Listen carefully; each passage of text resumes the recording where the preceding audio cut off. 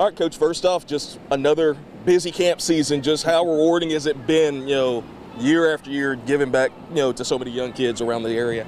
Yeah, well, camp season's always the fun time, right? We get the community out here. We're fortunate to have an indoor facility so that we can avoid the bad weather. You never know whether you're going to have rain, lightning, or this year you could have had snow in the spring, the way the weather's been.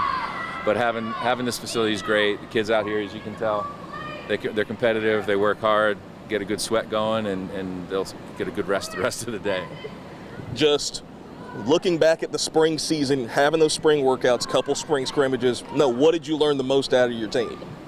Well, I think, for us, it's been the goal scoring aspect of it, and we led the conference in goals against average last year. We were 25th in the country in defense, and we just had a hard time at the attacking end. We lost some significant players to injuries, and it's kind of set us back on the attacking side.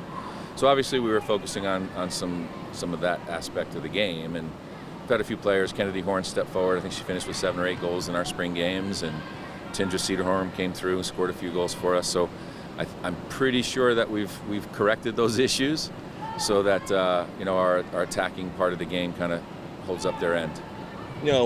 Putting the final touches on the schedule, just what are some of the aspects you like about it in terms of how is it going to test you guys getting ready for Sun Belt play? Yeah, so we've got a difficult schedule.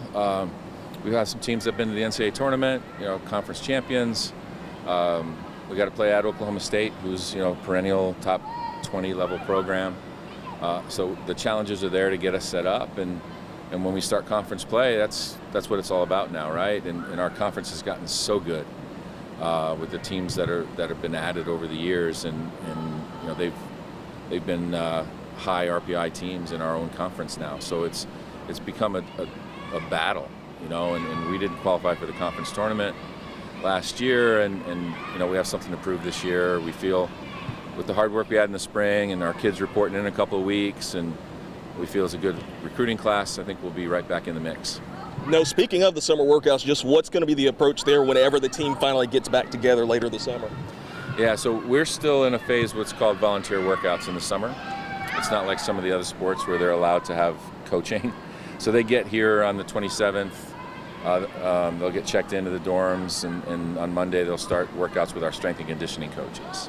So they'll get work in the weight room, they'll get some running done, and then they'll do the player ran practices, kind of pick up soccer at the end. And right towards the end of July is when we get to start official practice. So we're hoping that everyone shows up with a good level. They've been given a program to maintain during the break. Our new strength coach will come in and get them ready for the season. And before you know it, we play our first regular season game is August 14th, and a week before that we have an exhibition game. So before you know it, we'll be on the field where it matters.